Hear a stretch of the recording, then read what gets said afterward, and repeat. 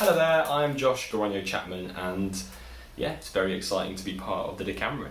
I've always been surrounded by the arts actually, and that's because my mum is an art teacher, so I've done art literally since I was about 2, and I still do it now. It's been lovely doing that in lockdown.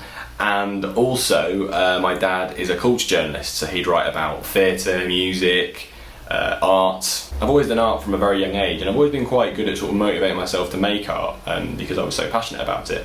So it's lovely to be able to channel that into something like the DeCameraOn, you know, because it's the perfect opportunity with a load of other people who are channeling their art in.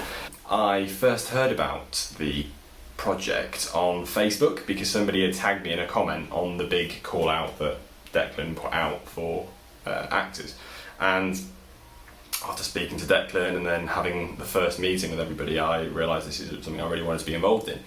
And something that's been really interesting to explore is this idea of taking an old story and bringing it into the modern day. So sort of how we are doing with the DeCameraOn. The DeCameraOn actually did that with other fables and stories. So some of the stories that I told in the DeCameraOn were actually fables at the time that were then brought into those times. And as we're doing almost with the DeCameraOn, bringing that into these times, I was interested in looking into what other stories we could bring into these times. So because I'm in Tenerife, and I'm actually from Tenerife, I was born and brought up here to an English mum and a Spanish dad, but that's another story. But yeah, as I was brought up in Tenerife, I have a strong connection to the Canary Islands, and I thought it would be really interesting to look into the folklore in the Canary Islands.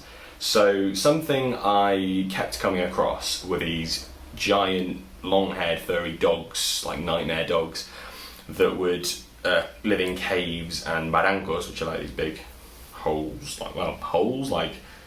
massive long holes, I guess, that take all the excess water when it rains too much. And they'd live in these dark crevices, and it was believed that they were the children of this devil that lived in the Teide volcano that they in Tenerife. I started looking into these nightmarish creatures more, and I started to think about how we could bring them into the modern day. So in Tenerife they're called guaganchas, and in Gran Canaria they're called dibicenas. So yeah, I started coming up with this story, this sort of modern day fable, which seems to be something I like to write about at the moment. I actually just did something quite similar recently as well.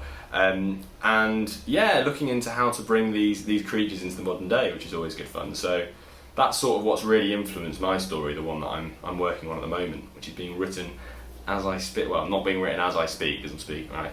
But yeah, I'm really excited to develop the character around it, who's going to be a fun character to develop. We're looking at this vlogger who's been on a gap year at the moment, so that'll be great fun. But yeah, I hope you're enjoying all these videos and are excited as I am to see this final result, because it's going to be good.